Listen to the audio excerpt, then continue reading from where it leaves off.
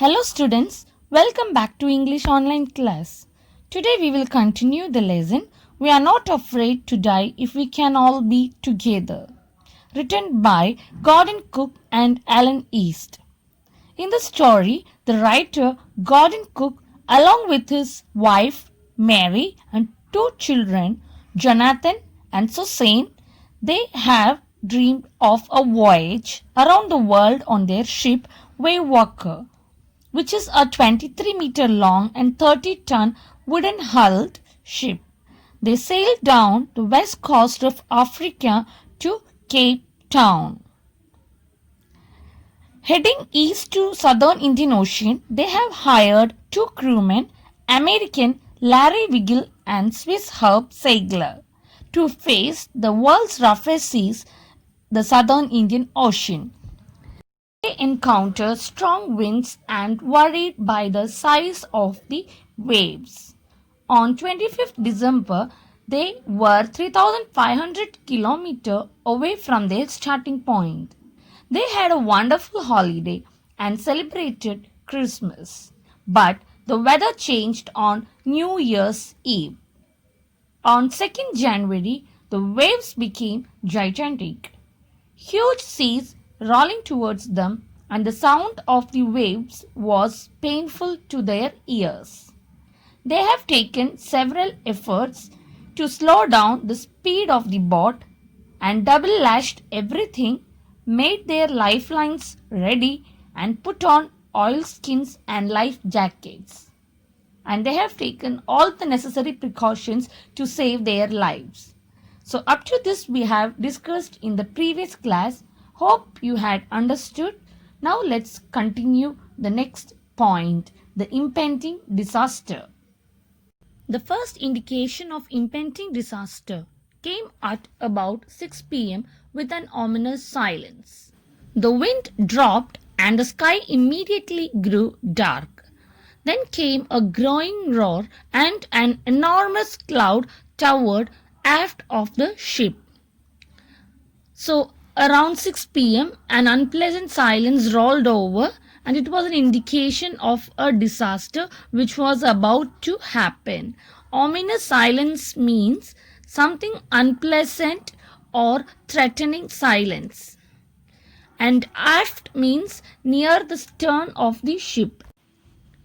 The wind suddenly dropped and the sky was darker with heavy clouds. A huge cloud was coming towards the stern of the ship, but later the narrator realized it was a huge wave. With horror, I realized that it was not a cloud, but a wave like no other I had ever seen. It appeared perfectly vertical and almost twice the height of the other waves, with a frightful breaking crest. So the wave was perfectly vertical and it was twice the height of the previous waves which they had seen within the top of the wave, and it was looking very unpleasant due to its height. So that was the first hint of disaster. Around 6 p.m. it was ominous silence and the wind stopped, the sky grew dark, a huge cloud towered the ship. Towered means came over the ship, and they mistook the wave as a cloud. The roar increased to a thunder as the stern moved up the face of the wave, and for a moment I thought we might ride it. The thunder increased and the wave moved the stern up. They thought that it would not do any damage, but a huge explosion vibrated the deck. A torrent of green and white water broke over the ship. My head smashed into the wheel and I was aware of flying overboard and sinking below the waves. So, a strong moving stream of green and white water that had broken over the ship. The water entered into the ship and the narrator's head smashed in the wheel of the ship. He flew overboard and sank below the waves. He accepted that his death was near and he started losing consciousness. He felt quite peaceful.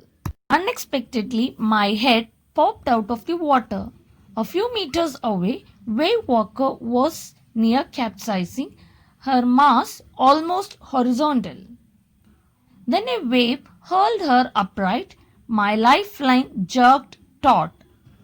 So the narrator's head popped out of the water and the ship was about to overturn, but a wave had turned the ship upright. Here, her refers to the ship. His lifeline jacket was stretched and he grabbed the guardrails and sailed to the ship's main pole. I grabbed the guardrails and sailed through the air into Wave Walker's main boom. Subsequent waves tossed me around the deck like a rag doll. So, in order to save himself, he tried to sail towards the main boom.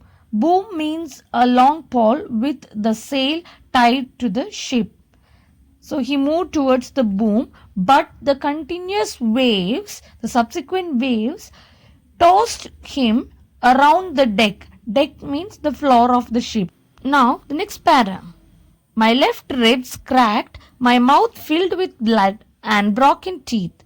Somehow, I found the wheel lined up the stern for the next wave and hung on.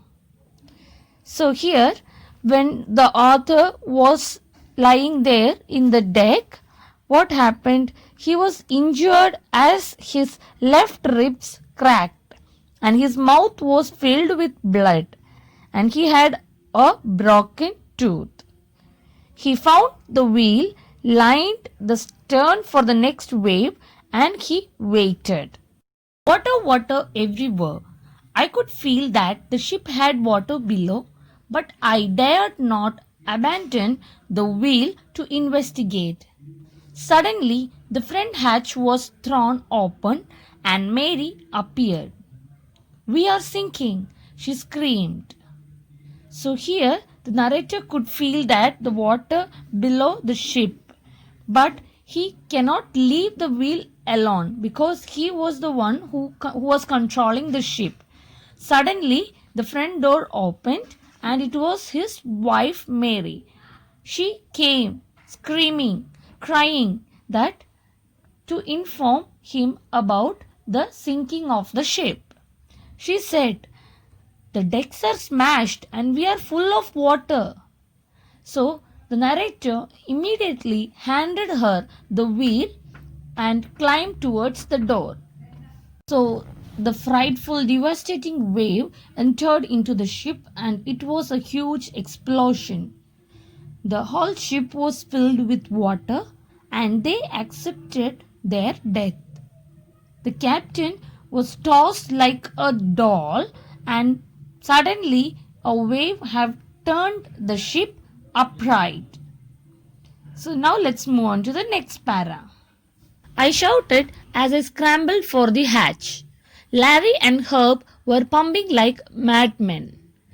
Broken timbers hung at crazy angles. So when the narrator handed the wheel to Mary and climbed towards the door, he saw there Larry and Herb. They were pumping like mad people. The broken timbers. Timbers means the wood pieces used to build a ship. Those pieces were hanging in different angles. The whole starboard side bulged inwards. Cloths, crockery, charts, tins, toys sloshed about in deep water. So when he saw these things, along with that, the clothes, the crockery items, the charts, the tins and the toys, all the things sloshed. Sloshed means move through liquid in a splashing sound.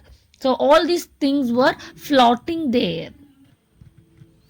I half swam, half crawled into the children's cabin. "Are you all right?" I asked. Yes, they answered from an upper bunk. So the narrator swam and also crawled into the children's cabin and asked them whether they are all right. And they replied, yes, they are fine. But my head hurts a bit, said Sue, pointing to a big bump above her eyes. I had no time to worry about bumped heads. So here the narrator, when he asked to the children whether they are fine, first they said yes, but Sue pointed to a big wound above her eyes. He told that he was not at all concerned about that bumped head because his concern was to save their lives. After finding a hammer, screws and canvas, I struggled back on deck. With the starboard side bashed open, we were taking water with each wave that broke over us. If I couldn't make some repairs, we would surely sink. So the narrator found some screws, hammer and canvas, and he went back to the deck to do some repair work.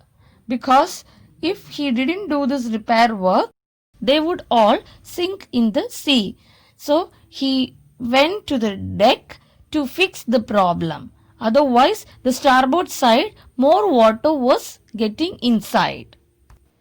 The whole ship was filled with water. The decks were broken and the ship was almost sinking. Larry and Herb were pumping the water out and the children were injured too. Now let's discuss today's summary. The impending disaster. They attempt to slow down the boat by dropping the storm jib. They carry out life raft drill and prepare themselves for the worst case scenario by donning life jackets and oilskins. Later in the evening, a perfect vertical, huge, tremendous wave hits the deck of the boat, throwing the narrator off the boat. He accepts his approaching death and begins to lose consciousness. The boat is just about to overturn when another huge wave comes and turns it right back. The narrator grabs the guardrails and sails into the boat's main boom. He suffers injuries in his ribs and mouth.